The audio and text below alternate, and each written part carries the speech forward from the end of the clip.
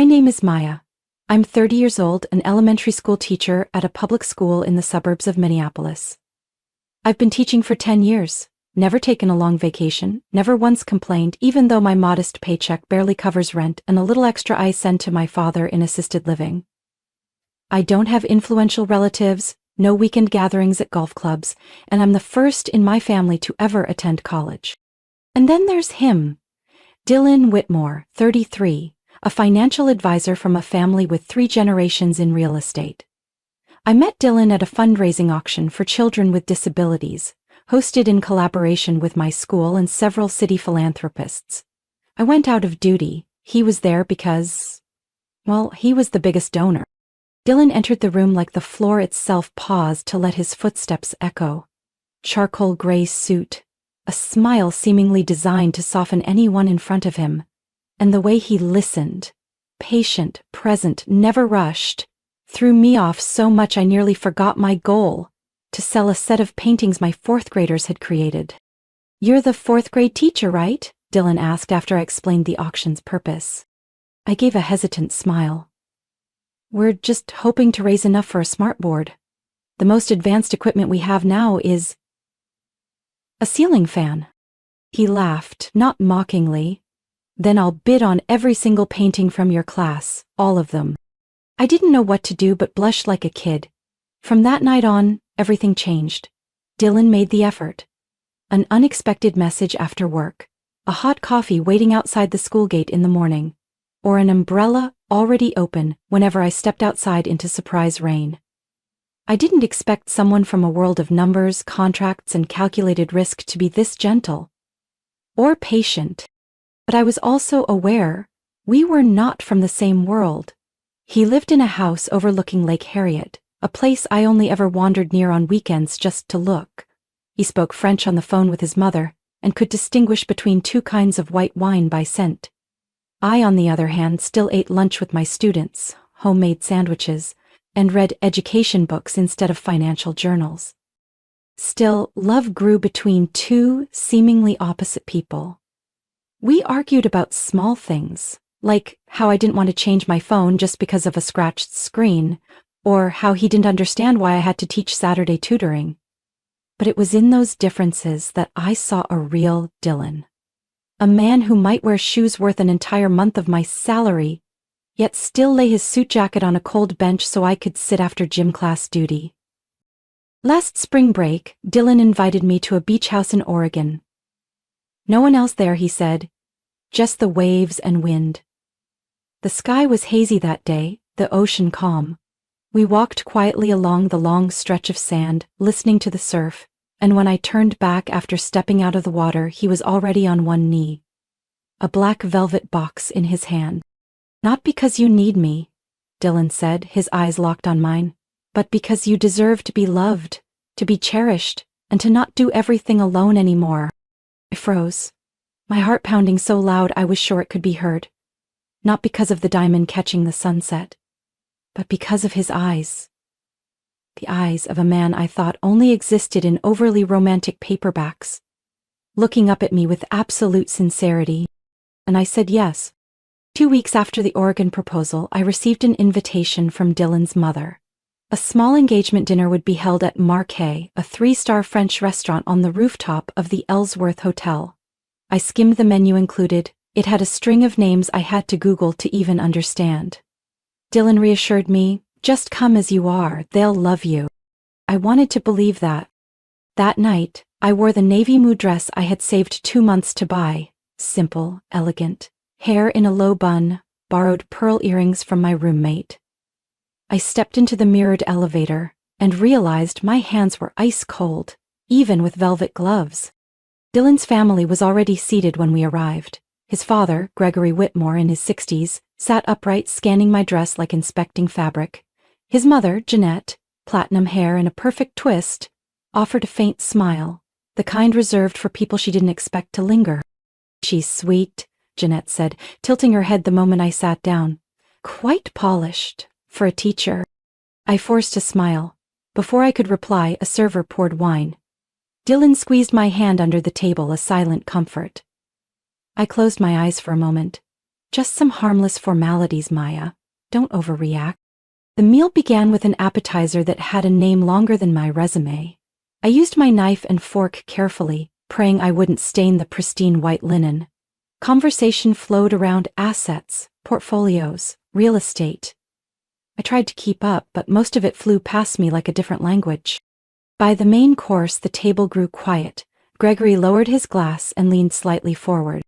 "So, Maya," he began, "you'll soon be part of the Whitmore family. I suppose we should discuss a few basic matters before things move further." I looked up, barely opening my mouth before he continued. "Our family has certain protocols. First and foremost, there will be a prenuptial agreement."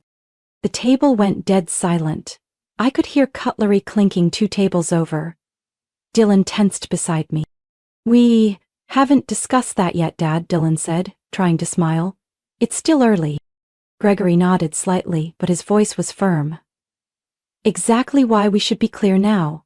Best to avoid complications later." Then he turned to me.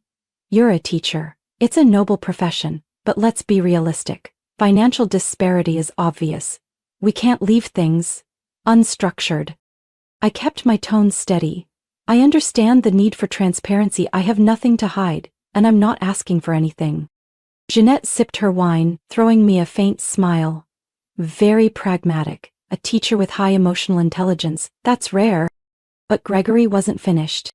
"To be honest," he said, eyes narrowing like a scalpel, "do you know how many women like you have tried to make their way into this family? Love can be very strategic." I didn't answer. My chest burned. My face red, no doubt.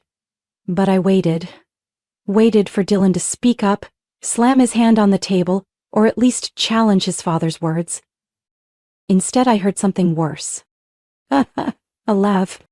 Not loud, just a faint, awkward laugh from the very man I had planned to spend my life with. Gregory let out a mocking chuckle. "She's smart, Dylan. Knows how to play the emotion card. Wins over her students, then wins over the family. Impressive." Dylan turned to me as if about to say something, but before any words left his mouth, I stood up. I slipped the engagement ring off my finger under the stunned gaze of everyone at the table. I placed it gently on the snow-white napkin. Then I spoke, my voice eerily calm. "I didn't come here to ask for a life. I came because I thought I had found someone worth building one with. I'm sorry I was wrong." And I walked away. No turning back, no tears shed. I don't remember exactly how I left the restaurant. All I know is that when the night wind hit my face, I realized I was standing in the parking lot, heels sinking into the gravel, my hand gripping my clutch as if it were the only thing keeping my entire body from falling apart. I called a car, climbed into the back seat, not even sure if I gave the address. Everything around me blurred, while the events replayed in my mind like a looped video. Dylan's laugh.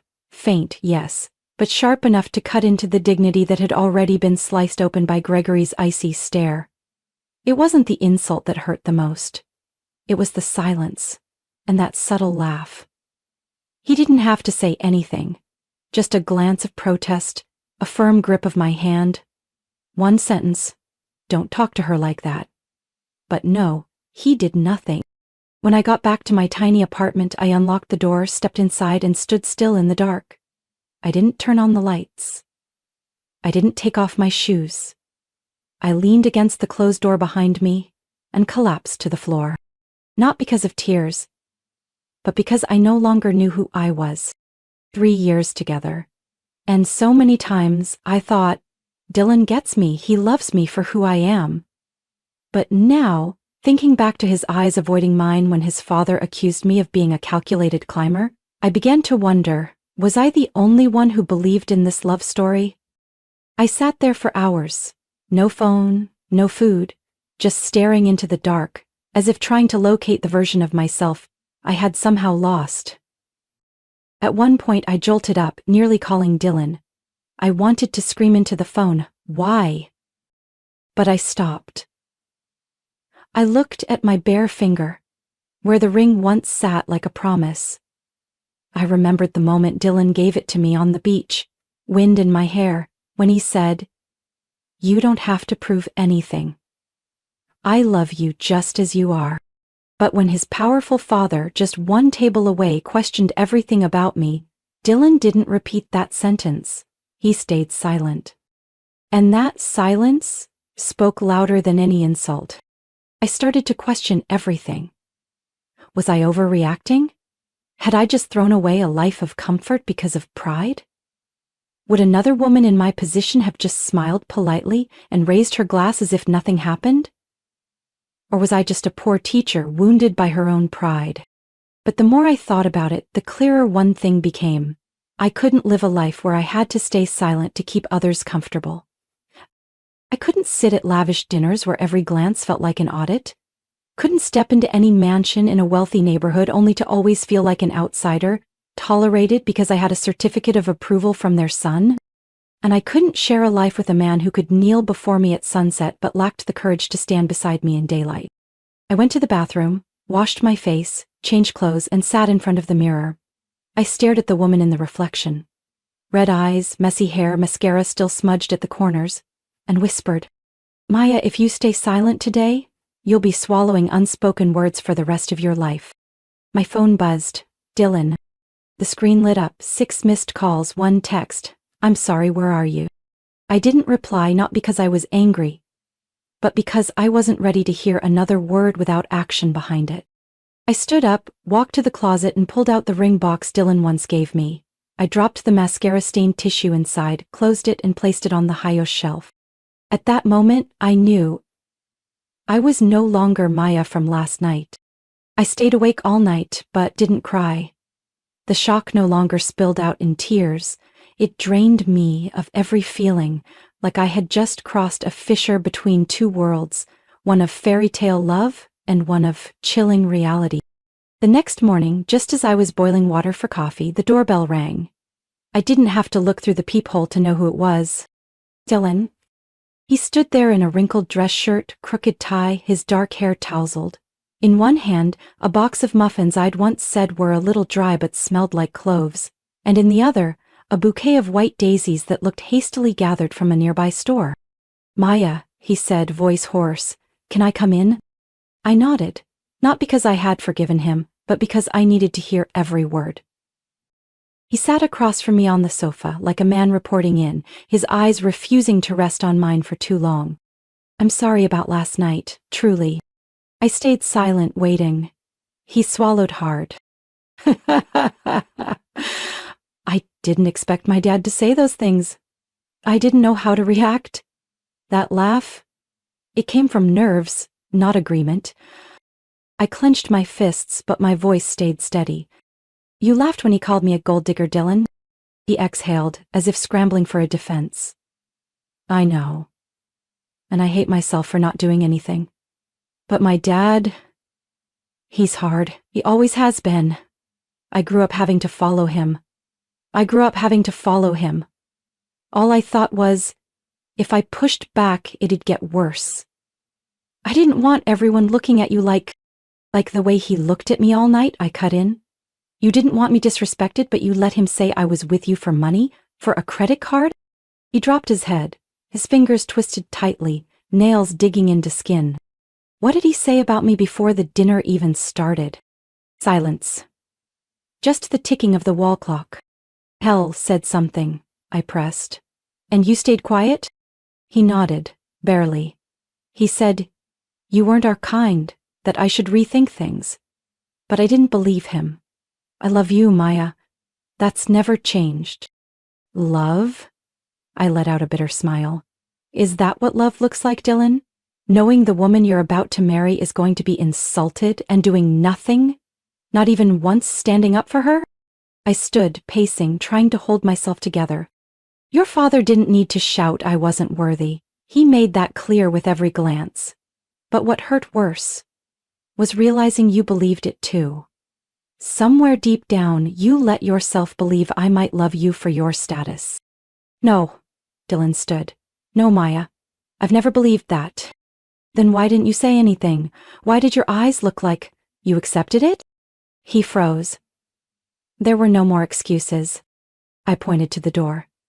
"Dylan, if that night you had said I was everything to you, If you had told your father I didn't need to prove myself, I might still be wearing that ring. He didn't move. I just didn't want to make things worse. You're wrong, I whispered. You were afraid of your father, and if I marry you, I'd spend the rest of my life with the man who's afraid to choose me. Dylan took a step forward. I'll fix this. I'll talk to him. I stepped back. Dylan, you still don't get it. This isn't about him anymore. It's about you. About the man I once thought would never make me feel small. For a moment, I saw his eyes sink. He wasn't the confident, charming man from the fundraising gala 3 years ago. He looked like someone standing at a crossroads between love and loyalty to family. But I couldn't choose for him, and I wouldn't sacrifice my self-respect for a love that wasn't strong enough. He left after that, without another word. The door closed softly. I stood in my apartment, heart aching, knowing that even though it hurt, I had done the right thing. 3 days after Dylan walked out, my phone buzzed at 6:30 a.m., a time when only students or coworkers had any reason to call. But the name on the screen stopped me. Jeanette Whitmore. Her message was brief, composed, just like the woman herself. Maya, would you meet with me one afternoon? I think there are things you should hear before making a final decision. I didn't reply right away. Not until my lunch break, peppermint tea in hand. I'm available Friday afternoon, Lakeview Cafe, 4 o'clock. I didn't expect anything major from the meeting, but deep down I wanted to know, did she think what happened was wrong? That afternoon, Jeanette arrived right on time, still every inch the picture of polished grace, cream coat, pearl necklace, faintly elegant perfume. Thank you for agreeing to meet, she began. I nodded, silently stirring my coffee. Gregory may have been harsh that night, she said, eyes drifting toward the lake. He's deeply traditional, hard to sway. But what he said? Part of it came from worry about Dylan. I looked up. Worrying about your son by insulting the woman he's going to marry? Jeanette pressed her lips. I'm not defending him. I only want you to understand. Being in this family, things are never simple. We have traditions, expectations, and Dylan's always been the steady one in Gregory's eyes. If you joined us, you'd face more pressure than you realize. I waited. Let her finish. Jeanette met my eyes, softening for the first time. But I also see Dylan's never loved anyone the way he loves you. And I believe, if you could be patient, maybe you could help him step out from Gregory's shadow. Don't let pride end this, Maya. Some sacrifices are worth it. I set my spoon down on the saucer and took a deep breath. You think I walked away because of pride? Didn't you? She tilted her head. I looked her straight in the eye. I didn't walk away because my pride was hurt. I walked away because, for the first time in 3 years of loving him, I saw clearly. If I took one more step, I'd spend the rest of my life bending over backward to be seen as worthy. Jeanette didn't answer, she just bowed her head quietly. That evening, while grading midterm essays, my phone vibrated, an unknown number. This is Robin Neal, Director of Human Resources for the County Education Department. My heart sank. We just received a formal letter from Mr. Gregory Whitmore citing concerns about your emotional stability and decline in professional competence tied to your personal relationship with his son. I clenched the phone. What is he trying to do? Mrs. Neal hesitated. I'm calling to inform you because the letter felt quite personal, but your principal, Mrs. Franklin, dismissed it immediately. She said very clearly that you're one of the most dedicated and grounded teachers the school has ever had. I couldn't breathe for a few seconds. Then came a cold wave of fury. Gregory Whitmore hadn't just disrespected me, hadn't just humiliated me in front of his son. Now he was trying to destroy the career I had built over the past decade. I ended the call and sat still. My hands were shaking, not from fear but from silent rage. And in that moment I realized something. I was never meant to be accepted. I was always going to be tested, evaluated, judged, endlessly. No love can survive in an environment that constantly questions your worth. That night, I tore up the wedding invitation I had once held like a treasure. Not out of anger, but as a symbol. I had stepped out of a dream someone else had drawn for me, and I had no desire to return. 3 days after that call from the education department, I received a handwritten letter. Not a text, not an email, a real letter written in purple ink on embossed Whitmore family stationery. The sender: Jeanette Whitmore. I hesitated for a few minutes before opening it. Curiosity won. Naya, I owe you an apology. Not for what I said, but for what I didn't. If you're willing, I'd like to meet again. Not for Dylan, not for Gregory, for myself. She left an address, a small tea shop by Lake Minicrista, far from the city center. Someplace I'd never imagined someone like her would choose to meet. That Saturday afternoon, I went there, carrying only a canvas bag with my notebook and a guarded heart. Jeanette was already there. This time, no pearls, no tailored blazers. She wore a gray sweater, her hair pulled back, and her eyes, for the first time, held no distance. She poured me tea herself, Earl Grey, the same kind I'd ordered at the engagement dinner that no one had bothered to notice. "Thank you for coming," she began. I said things I shouldn't have, but worse, I stayed silent when I should have spoken. I didn't respond, letting her continue. Jeanette placed her hands on the table, fingers laced tightly, as if trying to hold herself together. "I used to be like you." That made me pause. 32 years ago, I was just a girl from a small town in Wisconsin. My dad was a carpenter, my mom baked goods for the church. I met Gregory when he came to open his first regional branch. She smiled faintly, but it didn't reach her eyes. Back then, I thought I'd won the world by marrying him. But, in truth, I just stepped into a life where I had to constantly shape myself to fit. I learned when to stay quiet, how to stand behind him without being seen as just a shadow. I turned myself into the perfect wife in their eyes, and in return, I slowly lost my own voice. I tightened my grip on the teacup. Something stirred in me. "Gregory's not a bad man," she continued, "but he was raised in a world that sees emotion as weakness, love as something that must yield to tradition and status, and I, out of love for him, accepted living within that mold. For 30 years. Her eyes glistened, but her voice stayed steady. "You weren't wrong, Maya. You were just different, and they don't know how to handle different." I swallowed hard, trying to stay composed. "Then why did you let them humiliate me that night?" "Because I had grown used to silence," she admitted. "And that's what I regret the most." Jeanette reached into her bag and placed an old velvet box on the table. "This belonged to my grandmother," she said. "A woman no one remembers because she once turned down a wealthy suitor to keep her own life." I opened the box. Inside was a deep blue sapphire ring. Modest, not flashy like diamonds, but quietly beautiful in a way that felt unshakable. My grandmother used to say, "You don't need a light built on others' approval. Keep the one that burns within you." Jeanette looked at me. "I don't know if you and Dylan will find your way back, but promise me one thing. Never trade yourself to fit anyone's mold." Couldn't say anything, I just nodded. And for the first time since I walked out of that restaurant, my heart finally felt still.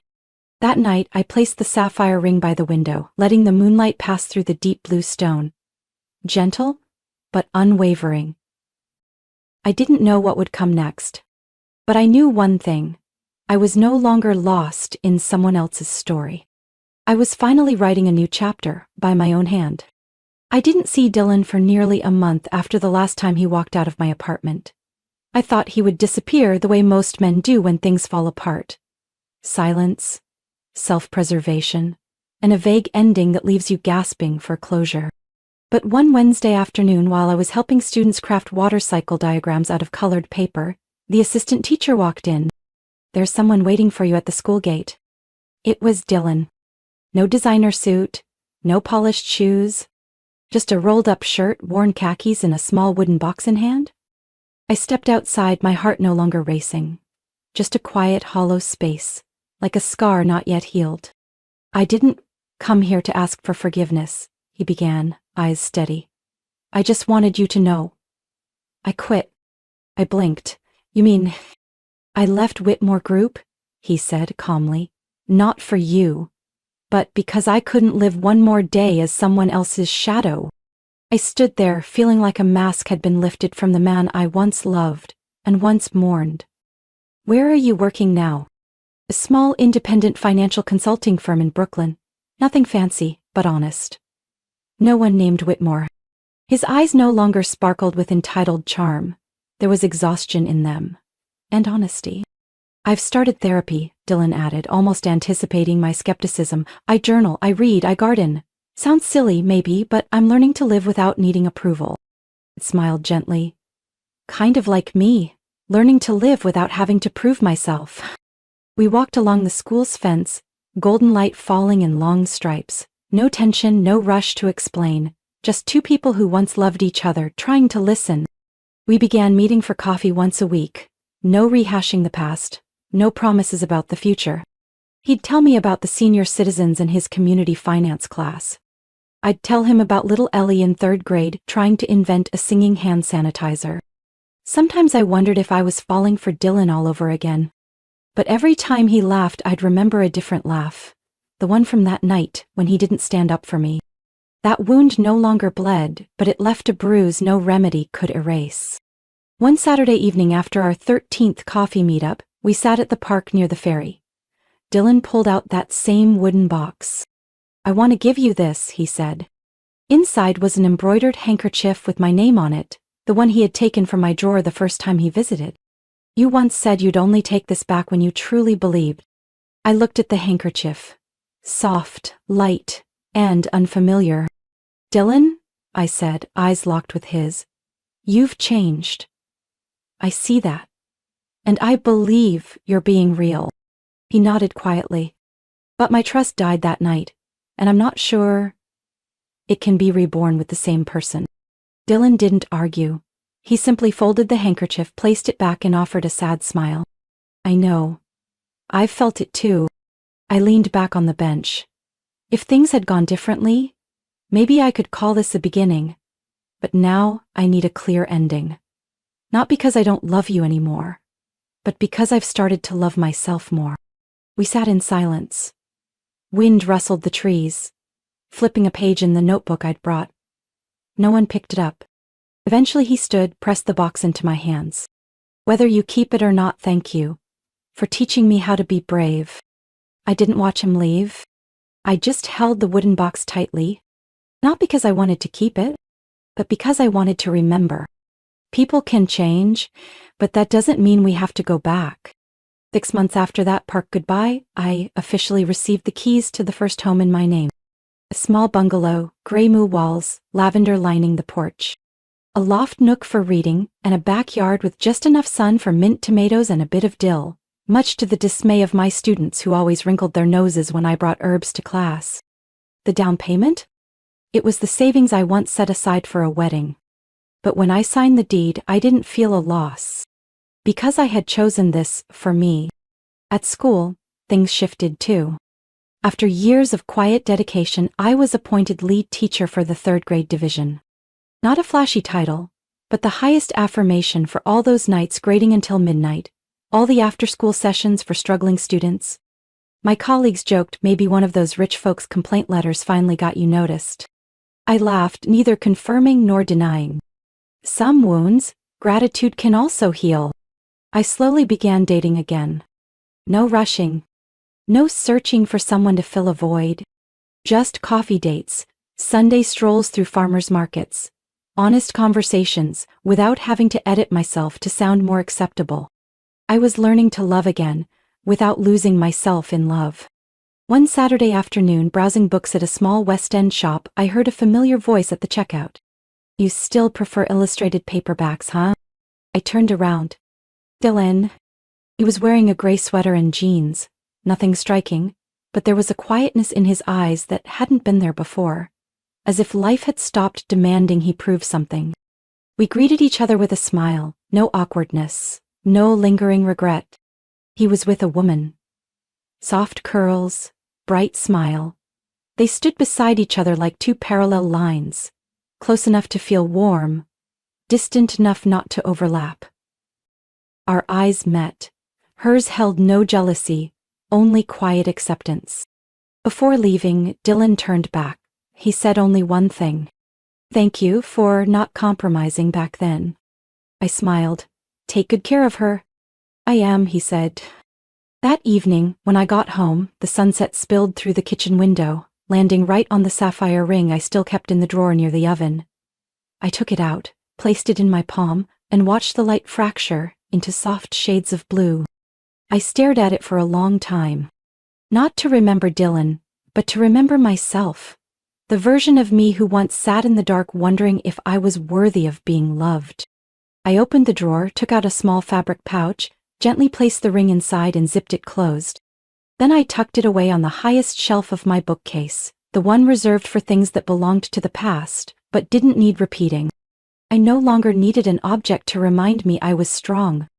I had become that strength. That fall, I sat on the porch steps, sipping tea, watching red maple leaves scatter across the stone path. Everything felt oddly peaceful. No prince, no castle, no wedding dress. Just me? A woman who was once dismissed, once threatened she'd lose everything, and who chose to walk away, keep her dignity, and begin again. Maya's story is a powerful reminder that self-respect isn't pride, it's the foundation on which we decide what we truly deserve.